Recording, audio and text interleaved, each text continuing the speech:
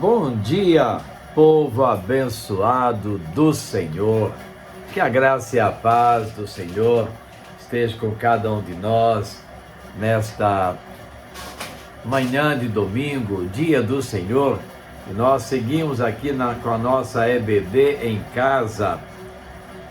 E hoje vamos estudar a lição de número 5, baseada em Êxodo, capítulo 1, de 1 a 6, 3, de 1 a 4 e 19, 1. E viu Deus a aflição do seu povo. Após estudarmos a narrativa sobre a vida dos patriarcas, a saber, Abraão, Isaque e Jacó, vale dizer que nessa lição número 5, introduziremos um dos episódios mais épicos do povo de Deus, a saída do povo de Israel do Egito, depois de séculos de escravidão e tirania. É muito importante saber como os descendentes de Abraão chegaram a esse estágio tão difícil e degradante em suas vidas. A história dos descendentes de Abraão com o Egito está ligada a um dos filhos de Jacó. Seu nome era José.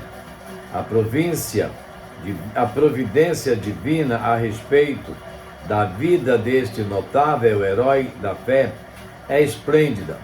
Por causa da inveja dos seus irmãos, José é vendido como escravo e vai para o Egito, depois de uma série de altos e baixos em sua vida.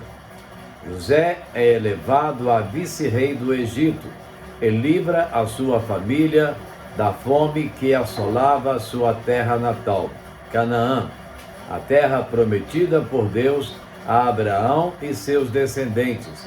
Gênesis 13, 14 a 18. Séculos se passam, Gênesis 15, 13 a 16. José se torna esquecido no Egito.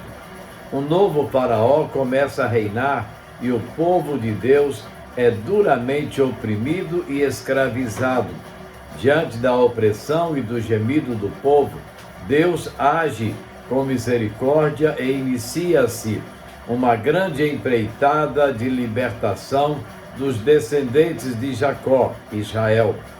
E para isso, envia um homem chamado Moisés, o qual livra os israelitas do Egito e se torna um dos maiores nomes no Antigo Testamento, bem como o autor do Pentateuco. Em nosso estudo de hoje, iremos refletir sobre o êxodo do povo de Deus da terra do Egito e as lições desse fato para a nossa vida nos dias atuais. A palavra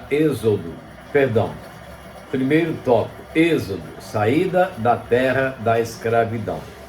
A palavra êxodo, que dá nome ao livro, é de raiz grega e significa saída, partida ou marcha. Essa palavra é usada a fim de nomear o livro de acordo com um dos seus principais acontecimentos, a saída dos filhos de Israel da terra do Egito, Êxodo 19, 1. O livro do Êxodo nos fala da redenção. Deixa eu fazer uma correção aqui, só um rapidinho.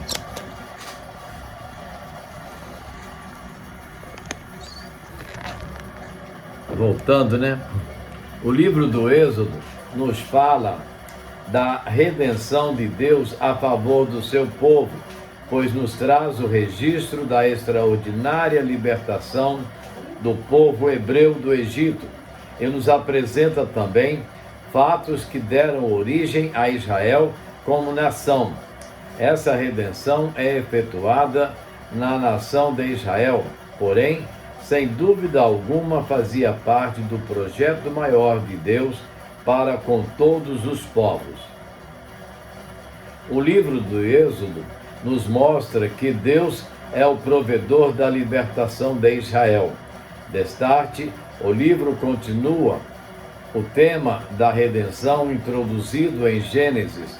No entanto, chegamos a um nível maior do que o nível familiar de Gênesis, uma vez que Deus retira uma nação do cativeiro e a conduz para a terra prometida. Percebam a similaridade em Gênesis. O Senhor chama Abraão da sua terra natal para ser uma bênção para as nações. Em Êxodo, o Senhor chama uma nação de sua terra de servidão para ser bênção para as nações. Outra observação relevante no livro do Êxodo é ver Deus suprindo todas as necessidades espirituais e religiosas do seu povo, Israel. Após a libertação, o Senhor lhe providencia a lei, a fim de orientá-lo quanto à nova vida e também com relação ao culto exclusivo a ele. O ser humano carece de Deus. Essa é uma realidade incontestável ao prover a lei e os mandamentos. O Senhor estabelece uma aliança e um relacionamento com o povo. Esse, por sua vez, deveria ser santo para dar testemunho do seu Deus às demais nações. Observe que no livro do Êxodo podemos encontrar o chamado de Deus para sermos testemunhas da sua graça redentora ao longo de toda a Bíblia Sagrada. Servir a Deus, portanto, é um grande privilégio, pois, como nos afirma o apóstolo Paulo em sua carta aos Colossenses 1,13, ele nos libertou do império das trevas e nos transportou para o reino do Filho do seu amor. Com a liberdade, o Senhor também lhe dá orientação de como cultuá-lo corretamente. Isso ele faz orientando-o acerca dos sacrifícios, do sacerdócio e do tabernáculo. Aprendemos por meio desse viés que não basta simplesmente adorar a Deus da forma como bem entendemos ou desejamos. No Novo Testamento, aprendemos que Deus deseja que o adoremos em espírito e em verdade. Assim, sem ser liberto por Jesus, não saberemos como adorar a Deus genuinamente. Tópico 2. O cativeiro de Israel no Egito. Êxodo 1, de 1 a 14. É bom que saibamos que o cativeiro de Israel no Egito foi profetizado por Deus a Abraão, em Gênesis 15, 13 a 16. Aquele clã, composto por apenas 70 pessoas, as quais haviam entrado no Egito no tempo em que José governou, por volta de 1677 a.C., conforme relato em Êxodo 1, de 1 a 6, multiplicaram-se em milhares de pessoas. A narrativa diz que nesse tempo, cerca de 1542 a.C., levantou-se um novo rei, Faraó, que não conhecia José, e que também significa dizer que esse novo rei não era favorável aos seus descendentes. A população hebreia aumentou de tal forma que Faraó passou a considerá-la uma ameaça, com possibilidades de haver até mesmo uma guerra. Em razão disso, ele resolveu escravizá-la e destruir todos os recém-nascidos do sexo masculino, objetivando impedir o crescimento populacional dos hebreus, sobretudo os que pudessem pôr-se em armas futuramente, e em consequência disso acabar de uma vez com aquele povo. Se não fosse a intervenção de Deus, o plano de Faraó de matar todos os bebês do sexo masculino teria dado muito certo. Todavia, A Bíblia Sagrada relata que as mulheres as quais faziam o parto dos bebês dos filhos de Israel não aceitaram matá-los conforme ordenara Faraó, pois temeram a Deus e o Senhor as abençoou. Êxodo 1, 15 a 21. Quando Moisés nasceu, o Senhor o conduziu até a casa de Faraó para ser criado pela própria filha do soberano do Egito. Êxodo 2, de 1 a 10. O Senhor já estava nesses atos providenciando a libertação do seu povo. Aprendemos uma importante lição aqui. Devemos nos perguntar até que ponto estaríamos dispostos a obedecer a leis injustas por amor a Deus. A Bíblia Sagrada nos mostra que as parteiras temiam a Deus e não fizeram o que era mal aos olhos do Senhor. Você estaria disposto a contrariar um superior ou até mesmo o Estado se o que esse lhe ordenasse fosse contrário às leis de Deus? É nesse contexto que nasce Moisés, o enviado de Deus para a libertação do seu povo. Poderíamos aprender inúmeras coisas acerca da vida de Moisés. Contudo, vejamos alguns apontamentos essenciais. Terceiro tópico: Moisés, o líder da redenção do povo hebreu. Êxodo 3, de 1 a 4.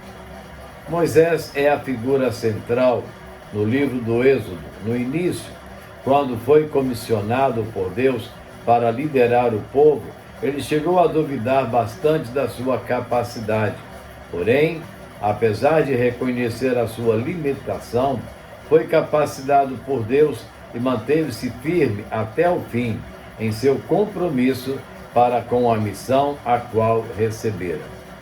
A Bíblia Sagrada nos mostra que, mesmo tendo nascido em lar hebreu, Moisés cresceu numa família egípcia, desfrutando de todas as vantagens da realeza e adquirindo todo o conhecimento necessário para o grande projeto de Deus em sua vida.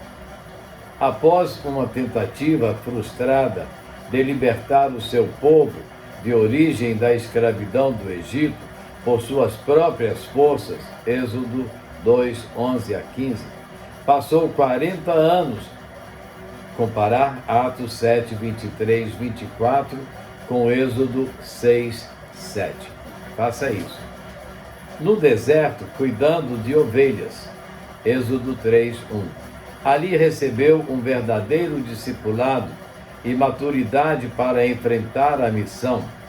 Pode-se dizer que esses 40 anos vivendo em Midian foram para Moisés um tempo de forja, quando o Senhor tirou dele todo o resquício de realeza palaciana, fazendo com que, como se expressou certo pregador, a areia do deserto repasse de sua pele todo vestígio de ouro em pó que ainda existia, porque Deus precisava dele com mente de príncipe altivo e firme, mas espírito de pastor humilde e maleável. O Senhor sempre esteve preparando-o para o serviço. No encontro com Deus, por meio da sarça ardente, o Senhor o incumbiu, embora com bastante relutância da parte de Moisés, da grande responsabilidade de ser o agente de libertação do povo de Deus das mãos de Faraó.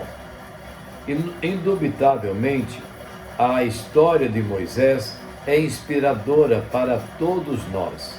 Deus tem propósito maravilhoso para a nossa vida. Basta estarmos atentos e dispostos a viver em obediência incondicional a Ele. Finalizando, para pensar e agir.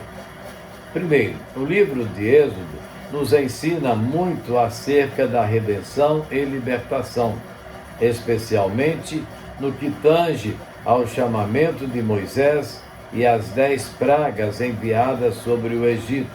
Como veremos mais adiante, Deus sempre realiza maravilhas em nossas vidas quando estamos dispostos a obedecê-lo. 2. Antes de ser chamado por Deus para libertar Israel, Moisés precisou passar primeiramente pela experiência no deserto. Após ter sido quebrantado, Deus então o chamou do meio de uma sarça ardente. Esse nos parece ser sempre o padrão de Deus. Primeiro nos prepara, depois nos chama. Terceiro, o livro de Êxodo também nos revela muito a respeito do poder de Deus. Nada pode resistir ao seu grande poder, sejam nações e povos, sejam elementos naturais, tudo está debaixo do seu total domínio e controle. Quarto e último, o livro de Êxodo registra também o surgimento de Israel como nação a partir de 70 pessoas que se multiplicaram assustadoramente.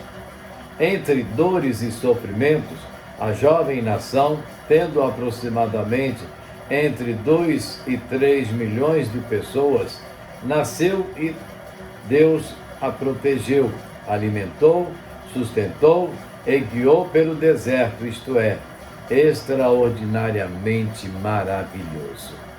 É verdade, o poder de Deus é grande demais e nós precisamos crer nisso, nós precisamos acreditar na grandeza desse poder que Deus tem para conosco.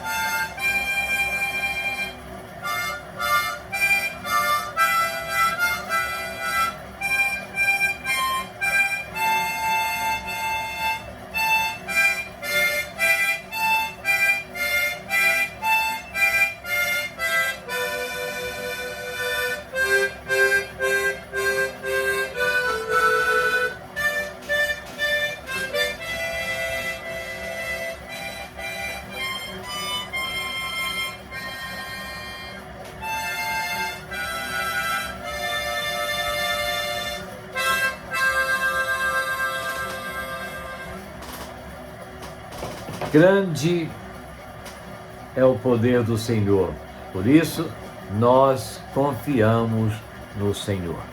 Oremos. Eterno Deus e Pai, assim, Senhor, como Tu libertaste o povo de Israel lá do Egito, Tu tens nos livrado de tantas situações, ó Deus, em que o mundo nos coloca. Queremos, Deus, continuar clamando ao Senhor. Ó Deus, defende o Teu povo. Intercede, Deus.